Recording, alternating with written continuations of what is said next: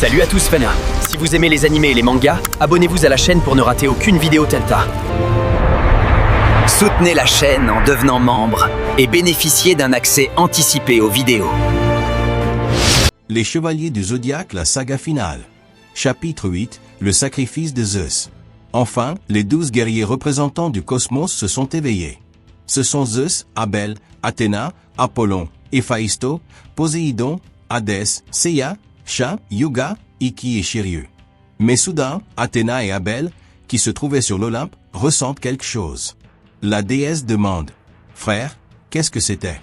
Et Abel répond « Il semble que l'heure finale des dieux soit arrivée. Zeus, le créateur, a disparu. » Pour Zeus, qui a éveillé la volonté divine, ce monde est devenu trop petit pour son cosmos gigantesque. Le Père doit s'élever vers un plan supérieur d'existence. Pour révéler sa véritable nature divine, il doit ascendre vers l'hypermonde, à Eldorado, l'endroit parfait pour lui, tout comme Chrono. Afin d'adapter son cosmos à ce monde inférieur, il a réellement sacrifié sa propre vie. Mais une fois qu'il atteindra Eldorado, il pourra interférer avec la matière de ce monde. Et avec le Dieu suprême hors de ce monde du cosmos, le chaos profitera définitivement de cette opportunité pour attaquer. Pour ces raisons, il a décidé d'accélérer la nouvelle ère Genesis. En vérité, il n'a pas ascendu directement à Eldorado. Il a utilisé tout son dernier pouvoir pour implanter la nouvelle ère Genesis. Son dernier devoir en tant que Dieu suprême fut la preuve de son véritable amour pour ce monde. Zeus a disparu. À cet instant, nous sommes transportés dans l'hyperdimension où Zeus méditait, tandis qu'il était attaqué par l'un des 12 dieux du chaos, connu sous le nom d'Auge de la malveillance, qui disait « Tu te trouves au même niveau que notre roi du chaos, Amadeus, mais toi, Dieu suprême du cosmos. Après tant de flux temporels, je peux voir que ton cosmos est vieux maintenant. Ton cosmos n'est même pas au niveau de mon anarchie. Avec le Dieu suprême absent, ton armée n'a aucune chance de gagner. Adieu, Zeus. Que ton corps soit déchiré par un tourbillon de ténèbres et réduis-toi en poussière. » Auge de la malveillance attaque Zeus avec son coup, le TROU noir Golan. Mais son attaque, dont le pouvoir principal est l'anarchie, n'a aucun effet sur Zeus, qui continue de méditer sans bouger. Auge, surpris, quoi? Mon trou noir a traversé Zeus. Le Seigneur suprême du cosmos répond. Auge, ton anarchie ne peut même pas nuire à un seul cheveu, encore moins à ma vie. Comme tu l'as dit, tu n'arrives même pas à sentir mon cosmos. Oui, non seulement mon cosmos, mais mon corps, mon âme et ma nature divine ont été transférés vers un monde qui n'est pas le tien. Auge, stupéfait, disait, quoi? Impossible. Alors Zeus, celui que je vois maintenant, n'est qu'une illusion? Ton corps réel a été déplacé vers l'autre monde? Mon attaque n'a servi à rien? Soudain, le dieu du chaos se voit enveloppé dans un brouillard lumineux et demande, qu'est-ce que cet arc-en-ciel de particules de lumière? Et Zeus répond, tu ne le savais pas? Le champ de protection que j'ai créé avec mon cosmos n'a jamais servi à me cacher de tes yeux, mais à préparer le premier pas vers l'ascension au pays doré, c'est-à-dire ouvrir l'entrée vers Eldorado. Par ton intrusion imprudente dans mon champ, tu as creusé ta propre tombe, Auge.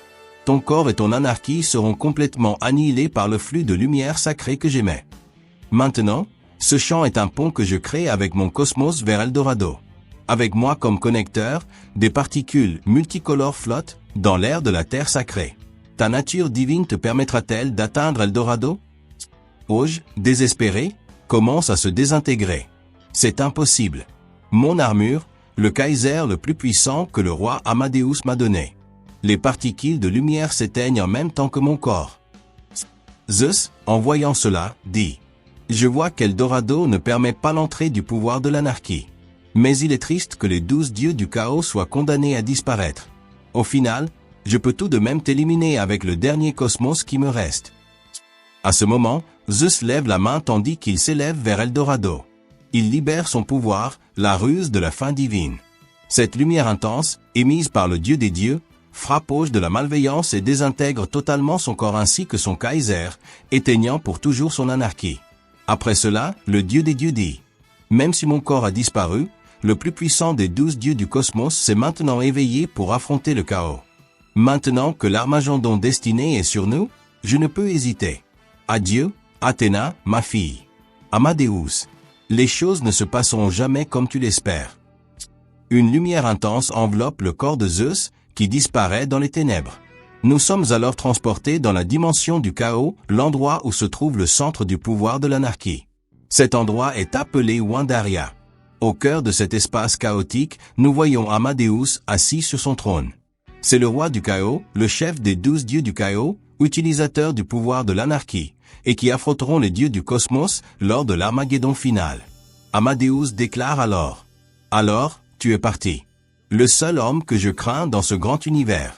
Zeus. » Ne manquez pas le prochain chapitre de Les Chevaliers du Zodiaque, la saga du chaos, ici sur la chaîne.